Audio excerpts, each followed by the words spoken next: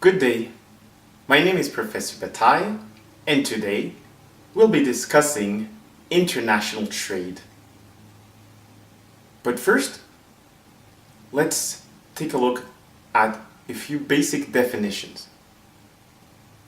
You know what import and export mean, but to determine the good that we will export and the good that we will import, we must take a look at the theory of comparative advantage. I have recorded a video on the theory of absolute and of comparative advantage for your benefit. But here, we will only need to look at some of its main points. If we compare two countries that are trading two goods, we determine that a country has a comparative advantage in the good in which it is most efficient at producing.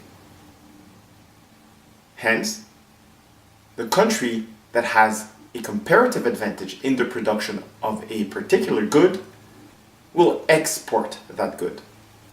And the country that does not have a comparative advantage will import the good. In the end, both countries will gain from trade. And now, we can take a closer look at a few statistics to gauge how important international trade really is. In recent years, global exports and imports have been valued at about $24 trillion a year.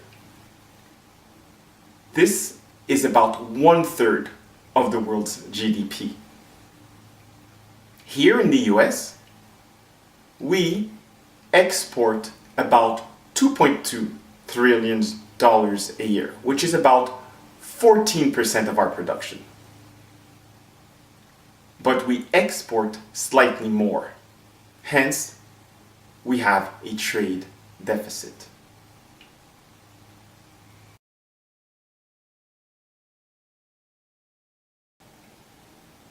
Now, we should look at a practical example to understand the theory of international trade.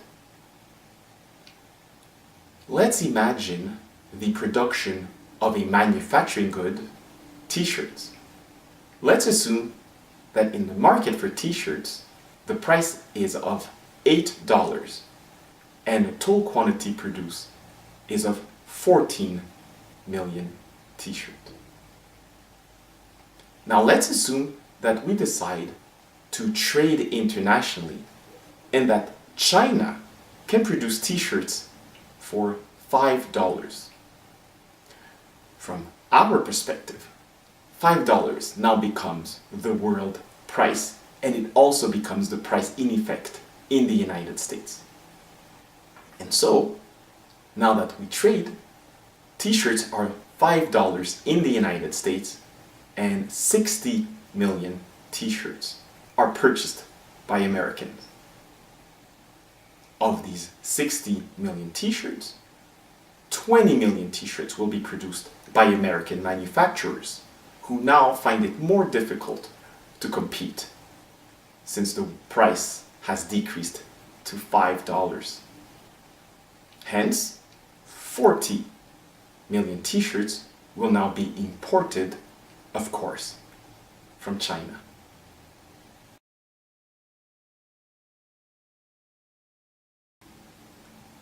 We will now use the consumer and producer surplus analysis to determine exactly how trade, more precisely imports, have affected the US economy.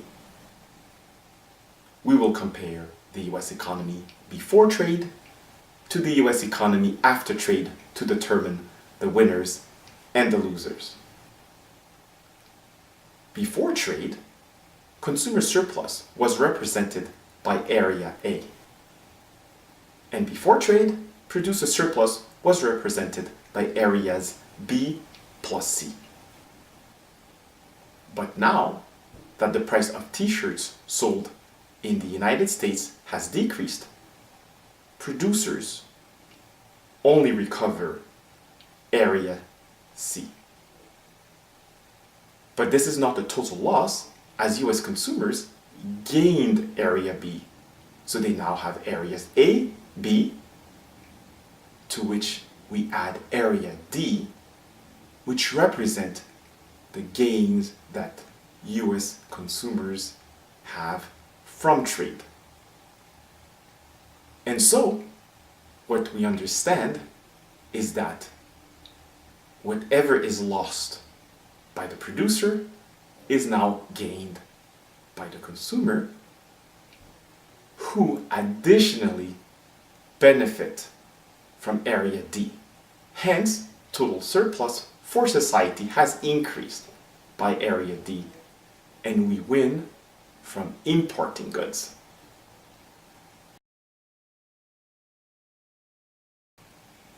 We will now look at the exporting sector to determine whether we also win from exporting goods. Here, we will assume that we are analyzing the airplane production industry and that we are able to produce airplanes for $100 million. At that price, the market dictates that US producers of airplanes can sell 400 airplanes per year, which is of course how many airplanes US airlines purchase. But if we allow international trade, assuming that we are more efficient at producing airplanes than the rest of the world, we discover that the international or world price of producing airplane is of 150 million. Hence, US airplane manufacturers realize that they could sell airplanes worldwide at $150 million.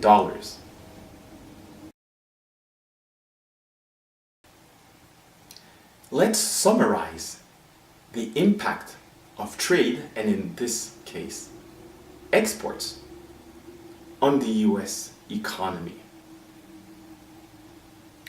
We see that US airlines that used to be able to purchase airplanes for $100 million now have to pay $150 million. Hence, they purchase only 200 airplanes. This means that US airlines lost from trade and that they are likely going to pass some of their losses to the US airline passengers. But US airplane manufacturers can now sell their airplanes at 150 million and produce 700 airplanes. Let's use the consumer and producer surplus analysis to measure the gains and the loss from each parties and to determine whether overall society benefits or loses from exporting goods.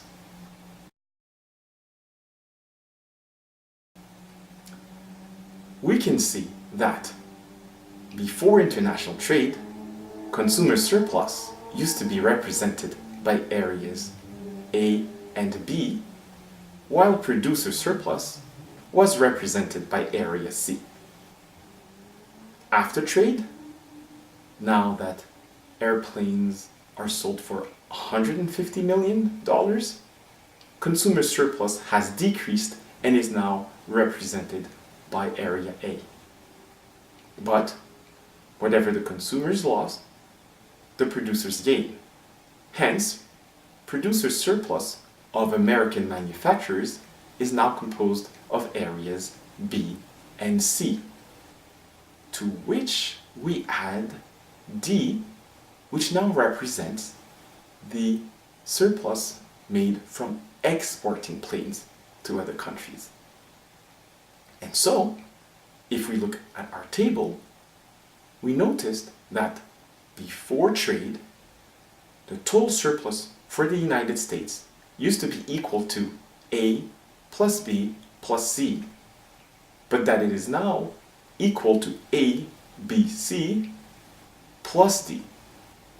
Hence, once again, the gains made by one party exceeds the loss from the other party. And so, trade is beneficial to the United States in the case of exports.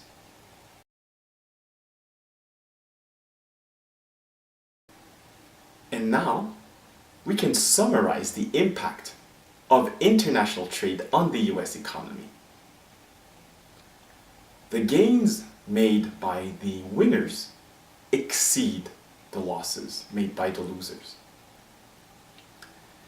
It is true that some will lose their employment in the US manufacturing industries that cannot compete with countries such as China.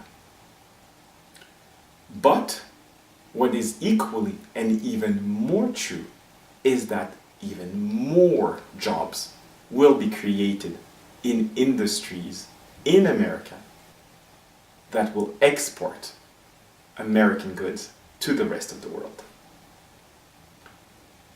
Not only that, but American consumers also win because more Americans can now purchase more goods at lower prices.